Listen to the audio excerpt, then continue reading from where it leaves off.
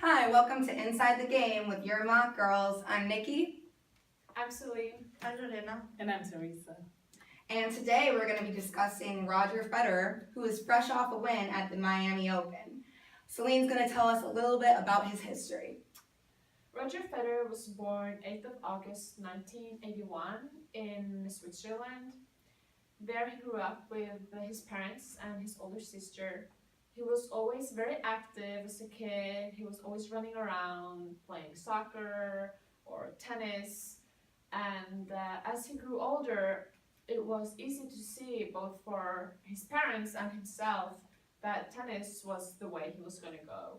He was always very, very good with his technique, with the touch in his hands, and it was easy to see that this man or this guy at the time would be a great tennis player. When he was young, his playing style and his attitude was very different from what we know today. He was known for his temper and throwing his racket in the court, which is so far from the Federer we know today.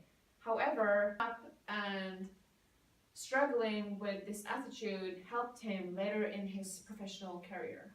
In his career, he got the #1 spot in the ATP ranking in 2004 for a total record of 202 weeks. He has won 18 Grand Slam single titles, and he got the most Grand Slam wins in the history. Is it right? He won 7 Wimbledon titles, 5 Australian Open titles, 5 US Open titles, and 1 French Open.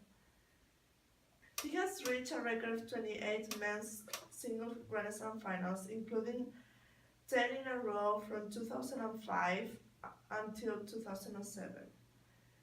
He won the Olympic gold medal in doubles with Wawrinka in 2008, after he got the silver medal in the Olympics in 2012. Obviously, he has had a lot of accomplishment in his history, but people weren't expecting this to continue after his most recent injury.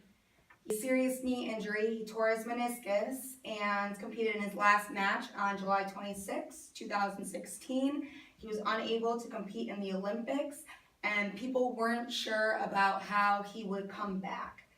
Teresa, what do you think about his comeback?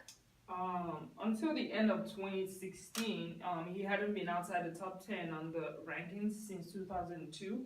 But last year, he finished the year as number 16, and that is something that is, I would say it's tough for a player to do, like coming back from an injury and just winning stuff like that, because he won the Australian Open this year against Nadal, and also the Indian Wells and Miami Open against Nadal, who is a really good player, who's right now ranked 6th, but he is ranked number 4, so that shows a lot of hard work that has been put in through the years and everything, and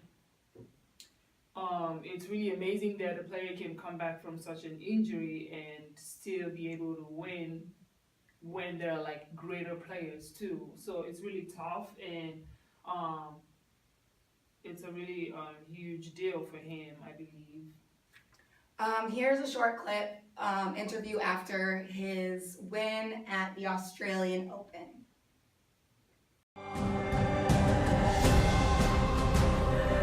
Well, if you've been away, asleep, interstate, on a plane, Roger Federer is the 2017 Australian Open champion. He's defeated Rafa in 5, the most extraordinary circumstances, and he's on his way to Jim Courier and I at the desk. Really looking forward to speaking to him about what so many of us thought was beyond him, to be honest.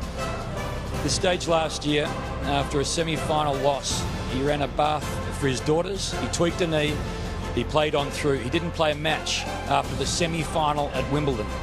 He took 6 months out of the game. He went back to basics. He started his summer at the Hopman Cup. He won 2 of 3 matches. And he's completed blackjack here at the Open. 7 matches, 3 sets to him in each of them. 21, and the 18th major is Roger's. Well, Roger, I've got to say we're live, so you know, enjoy? First time I'm allowed to sit down, so it's all Yeah, good. just that all seemed to go pretty well. Yeah, very. It's a good night. It's a good night for us. I can't believe it. I'm sitting here and doing all of this. It's just incredible. Really, it is. You said yesterday that a major final was as stressful as it was enjoyable. What do you feel when you sit here now? Is it relief more than joy? No, it's both. It's like this mix of everything. I mean, it has to be. I mean, I worked so hard for it, and I couldn't be happier. But of course, there's a lot happening, but I had the sort of the 5 minutes with my team and my friends and everybody. I got a bunch over, and it's just it's been absolutely beautiful. And of course, there's relief. Of course, there's stress that goes away, and it's just this emptiness and this beautiful moment. And I couldn't be happier right now. Can you put it into perspective for us? You're coming into this tournament, being away for 6 months last year, and now being able to lift this trophy. What would have been a successful event for you in your mind before the tournament got started? I would have said a great event would be quarters. You know, I said fourth round would be nice, quarters, great.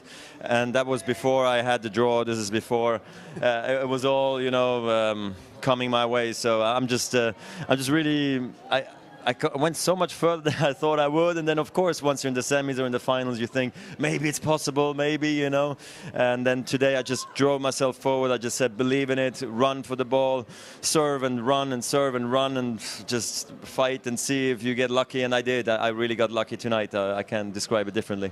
Roger, for us mere mortals, can you give us an insight, best you can, what you feel when you win the last point of a major championship? You know, everything just drops, and everything's just this. It's just nice, you know. It's all worth it. You've been there. It's just all. Yeah.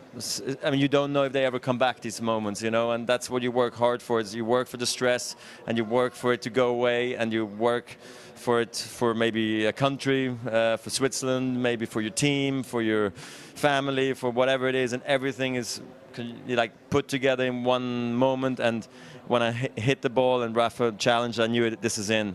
I knew this form was in. This is not out. And then the emotions just come out, and you're like, it's all over, it's done. It's now you can celebrate, and in a big way, massive way. Yeah. Celine, what do you think about the interview and his win over Nadal?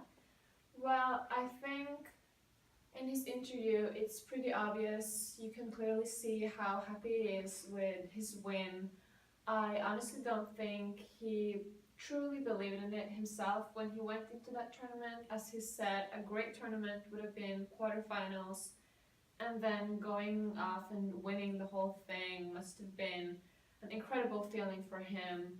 And I think it shows what kind of athlete he is, that you can come back after such a bad injury. And not only it's the injury part, but he's getting older. He's one of the oldest guys in the game right now. He has a family. He has 4 children. He could easily just choose to be the family man, the dad, and go with his wife. He has the money. He has like everything he needs. Yeah. But the love for the sport is just too big. And I think we're so lucky to still have him. And I hope we'll have him for many years to come. It's just every day, every time he goes on court, he creates history. When you look at players like Federer, and you'd see a person like Michael Phelps too, because Michael Phelps is a player that has won a lot of Olympics. He has won a lot of other championships and tournaments, and he could easily stop too, like she said about Federer. He could easily stop and choose not to continue because he wants to focus on his family, he wants to focus on other things because he already has the money, but he chose to play, and that is the love for the game. That is the passion that he has for the game of tennis, and you can see that in other players too. Even in basketball, you can see that in Kobe Bryant. Even though he resigned last year, he could have chosen to resign some other time and still be who he is. But for the love of the game, they keep playing, they keep following the game and everything. So I see a kind of connection between players like Federer and some other players in other different sports as well. Yeah, the passion for the game is just what brings everybody onto the court, into the pool, wherever you're at. Yeah.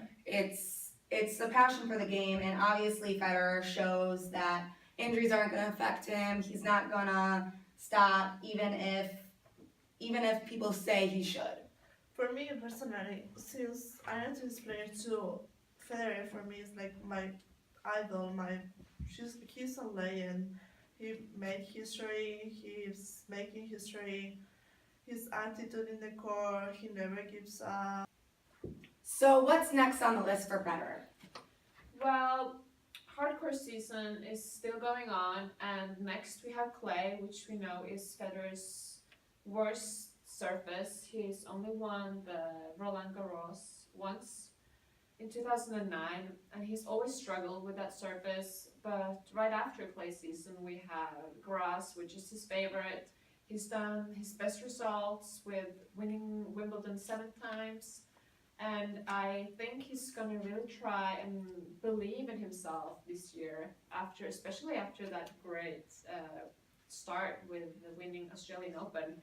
I'm sure he's going to go with confidence, and he's just going to go out to the court and have fun. He's not going to think about the final. He's just going to take one match at a time. I'm sure he's just going to go on with a big smile and enjoy every moment he has on the court.